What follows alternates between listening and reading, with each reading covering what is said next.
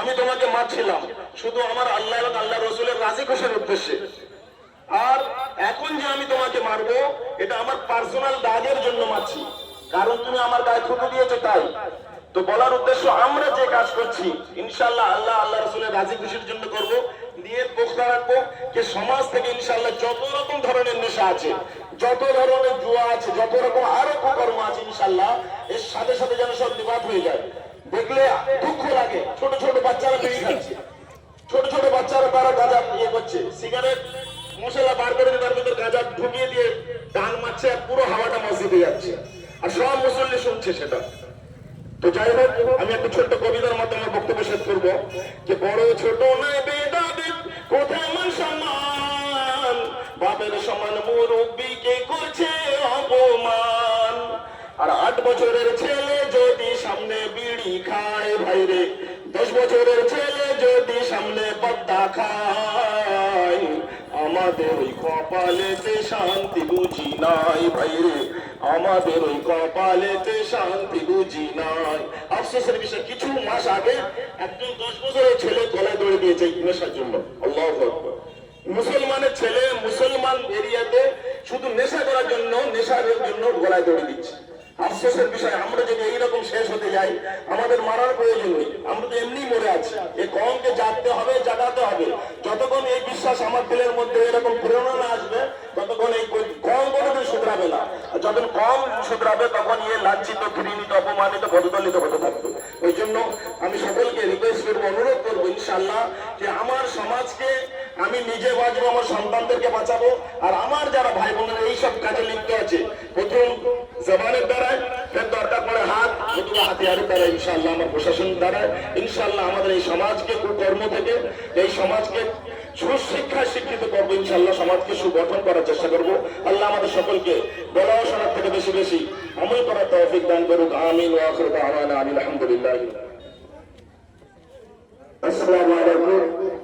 আমাদের শ্রদ্ধেয় মৌলানা হাফিজ সাহেব ভালো বক্তব্য রেখেছেন। এখন আপনাদের সঙ্গে বক্তব্য রাখছেন আমাদের উত্তরসূরি পঞ্চায়েতের সদস্য মেলানিবাসী আমাদের শ্রদ্ধেয় ভাই জামশেদুল ইসলাম সরদার। আপনাদের সঙ্গে কিছু বক্তব্য রাখছেন। আসসালামু আলাইকুম।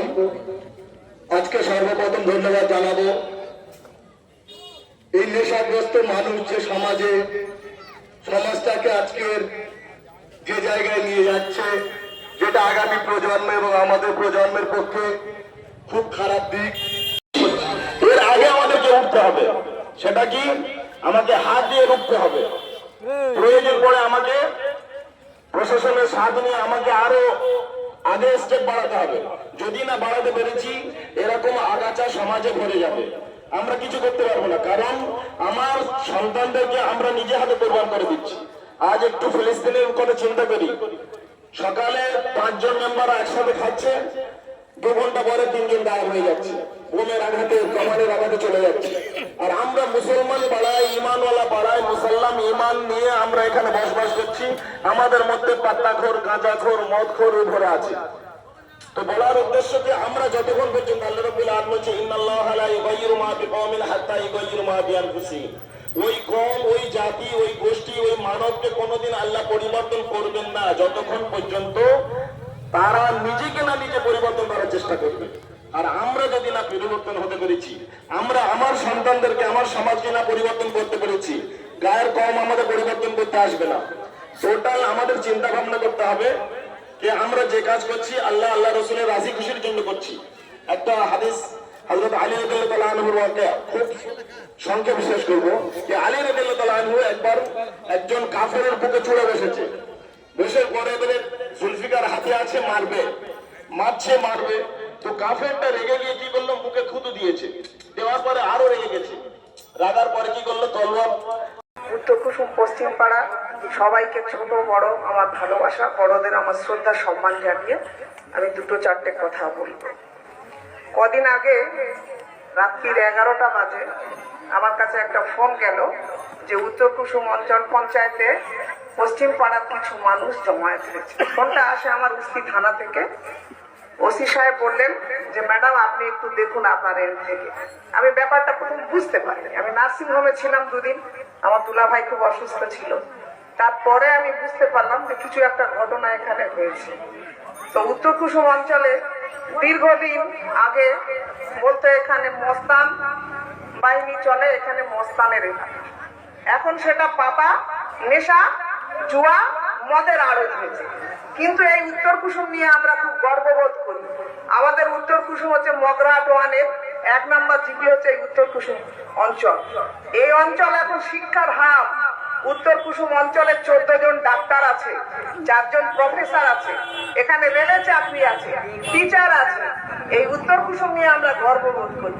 তাই এই যে আপনারা এত বড় একটা সুন্দর উদ্যোগ নিয়েছেন, এখানে আমি এসে আমার খুব ভালো লাগছে। আমাকে সৌভাগ্যবান মনে হচ্ছে আপনারা এত সুন্দর একটা প্রোগ্রাম করেছেন সবাই মিলে। আগামী দিনে আপনারা সবাই মিলে একজোট হয়ে ছেলে মেয়ে বয়স্ক আপনারা যারা আছেন প্রত্যেকে একটা ইউনিটি করুন, সমন্বয় কমিটি করুন। আপনাদের সঙ্গে আমরা আছি। আমরা যতদূর যেতে হয় যাব। এই নেশামুক্ত করতে হবে, কারণ আমাদের অঞ্চলে নেশামুক্ত না করলে আগামী এই প্রজন্মগুলো, এদের মধ্যে ছোট ছোট শিশুরা যারা আছে এদের মধ্যে কি ভবিষ্যৎ আছে আমরা কেউ জানি না। তো আগামী দিনে আজকে 14 জন ডাক্তার আমরা উত্তর কুসুম নিয়ে গর্ববোধ করি। আগামী দিনে বলবো আমরা যেন 100 জন ডাক্তার দেখতে চাই এখানে। তো নেশামুক্ত না করলে, নেশা না হলে কিন্তু আমরা বাঁচবো। সে বাঁচার উপায় কি? যারা বাচ্চা আছে তাদের মাদের কাছে আমার অনুরোধ, বাচ্চাদের দেখবেন পড়াশোনা করেন, এই মোবাইলও একটা নেশা। মোবাইল থেকে বাচ্চাদের দূরে রাখুন। গেম খেলতে দিচ্ছেন, মারা রান্না করতে যাচ্ছে, মা ব্যস্ত আছে, কি করবে? বাচ্চাদের হাতে ফোনটা ধরিয়ে দিচ্ছে। এই ফোনও একটা নেশা। তো সমস্ত নেশা মুক্তর জন্য বাবা আমাদের এগিয়ে আসতে হবে। যেমন প্রশাসনের দিক থেকে আমি ওসি সাহেবকে বলেছি, আপনি উত্তর কুসুম অঞ্চল নিয়ে খেলা করবেন না, আপনি এখানে সময় দিন, দেখুন এখানের মানুষ খুব ভালো। উনি আমাকে কথা দিয়েছেন যে ম্যাডাম আপনাদের সঙ্গে আমরা আছি, যখন যেখানে যা হবে বলবেন, আপনাদের সঙ্গে আমরা একসাথে চলবো। আর একটা কর্মতীর্থ হয়েছে, ওখানে কর্মতীর্থ না, ওটা হয়েছে প্রেম তীর্থ। ছেলে মেয়েরা সবাই মিলে ওখানে আড্ডা দেয়। তাই সর্বধর্ম যেমন একসাথে হয়, সব পার্টির কাছে আমি আবেদন করব ওই কর্মতীর্থ থেকে যেন বাচ্চাগুলোকে মুখ ফেরানো হয়।